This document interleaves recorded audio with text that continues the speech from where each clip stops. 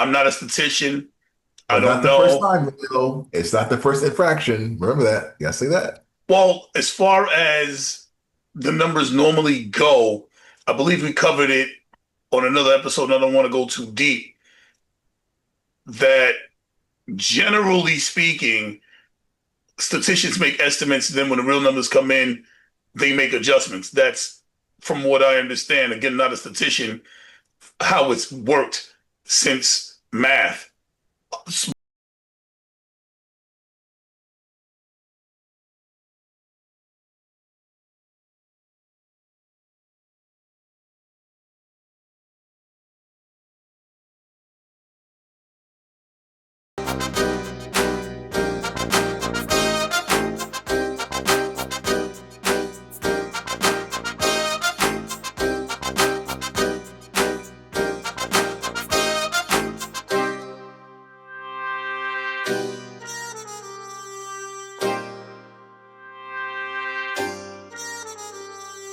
Me.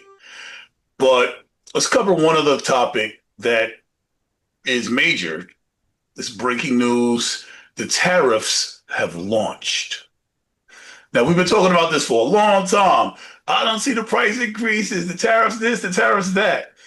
And this time, I guess all of that taco, Trump always chickens out, got under his skin. He's like, nah, we're doing this. And the That's right. tariffs are launched.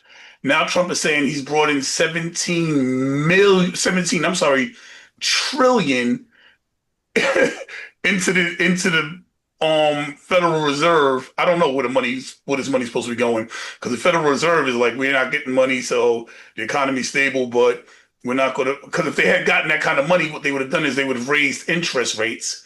Well, I'm not an economist, let's go with that. But according to what Jerome Powell says, the two things that he just makes his decisions based off of is jobs and unemployment, and oh gosh, wait, I mess it up. But see, that's why I'm not an economist. But if 17, so if there's surplus in the economy, there's mad money coming in, then he would have to do something to, oh, inflation, duh, jobs and inflation, to tamper inflation.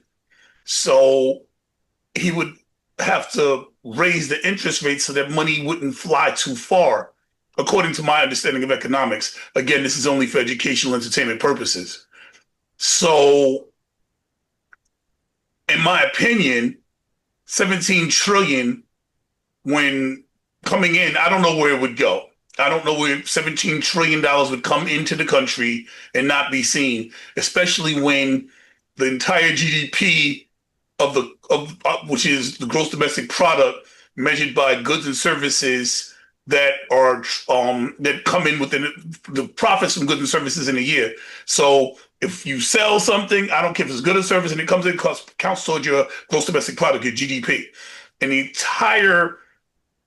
entire GDP for the United States is less than 35 trillion.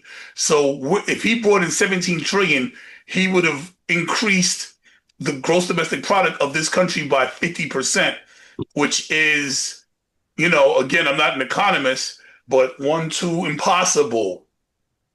So, I mean, again, I guess people on your side would say, well, that's just Trump being Trump. Just But, Trump being Trump with the exaggeration and being hyperbolic and trolling as always. But again, people like myself are more inclined, even if we think he's showing, to believe him than the mainstream media, especially with this Department of Labor statistics hiccup. So once again, the Fed, Jerome Powell, no relation. These people are highly questionable, very highly questionable. So that's why we're more inclined to be Trump, even though he's trolling. And you guys, not you, but in general, people hate that he trolls, and we believe him like we're zombies and brain dead. It's because of the consistent track record of the mainstream media's biased reporting, slanted reporting against the president of the United States. well, there is a significant amount of inconsistencies coming from the White House at this point. Now, firing the person, the statistician that was responsible for the numbers, does make logical sense if the numbers were so far off that they were historically off. And that's what it appears to be. I'm not a statistician. I But not don't the first know. time, It's not the first infraction. Remember that. You gotta say that. Well, as far as the numbers normally go, I believe we covered it on another episode, and I don't want to go too deep. That generally speaking, statisticians make estimates, then when the real numbers come in, they make adjustments. That's from what I understand. Again, not a statistician, how it's worked since math. But to have this large of a discrepancy between the predictions and the actual outcome is, well, I mean, some might say the tariffs might have something to do with it.